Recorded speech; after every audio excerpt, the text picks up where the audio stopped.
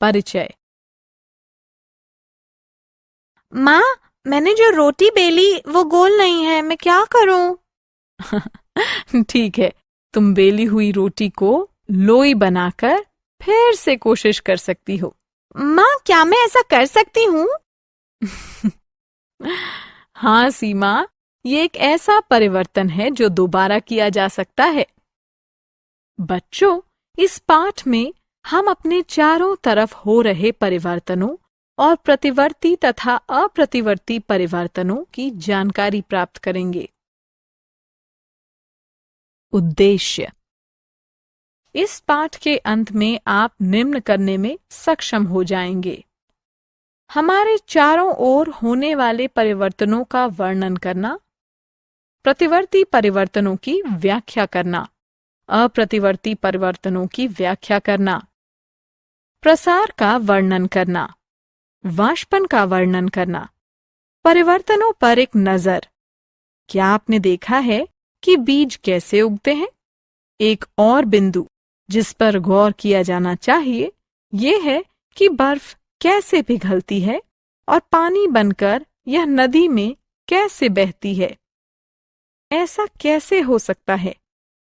ये सभी वे परिवर्तन हैं जो हमारे चारों ओर निरंतर होते रहते हैं। प्रतिवर्ती परिवर्तन। परिवर्तन दो प्रकार के होते हैं: प्रतिवर्ती और अप्रतिवर्ती। वे परिवर्तन जिन्हें दोबारा उनकी मूल अवस्था में बदल दिया जाए प्रतिवर्ती परिवर्तन होते हैं।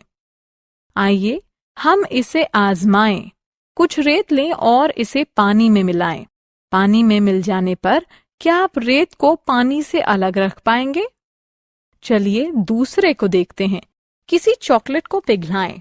क्या आप जानते हैं कि आप उस पिघले हुए घोल को ठोस बनाकर दोबारा चॉकलेट में बदल सकते हैं? जी हाँ, ये प्रतिवर्ती परिवर्तन के उदाहरण हैं। अप्रतिवर्ती परिवर्तन। आइए कुछ और परिवर्तनों पर विचार करें और देखें कि हम उन्हें दोबारा बदल सकते हैं या नहीं। आइए एक ऑमलेट बनाने के लिए एक अंडे को तोड़कर उसे मथते हैं। क्या अब हमें वही अंडा वापस मिल सकता है? क्या आपको सेब पसंद है? आइए एक सेब को 4 टुकड़ों में काटें। काटने के बाद क्या हमें पूरे का पूरा सेब वापस मिल सकता है? ये वे परिवर्तन हैं जिन्हें बदला नहीं जा सकता और इन्हें अप्रतिवर्ती परिवर्तन कहा जाता है। प्रसार। क्या आप थर्मोमीटर पढ़ना जानते हैं? थर्मोमीटर में पारे के फैलने पर यह तापमान बताता है। क्योंकि पारे की अवस्था में परिवर्तन होता है, इसलिए थर्मोमीटर तापमान बता पाता है। इस परिवर्तन को प्रसार कहा जाता है। आइए प्रसार का एक अन्य उदाहरण देखें। हम जिन ग्लासों का उपयोग पानी पीने के लिए करते हैं वे शीशे को गर्म करके मोड़कर तैयार किए जाते हैं। पिघले शीशे को कर्मचारी उससे अलग अलग आकारों में ढालते हैं जिनका हम रोजाना उपयोग करते हैं। वाष्पन।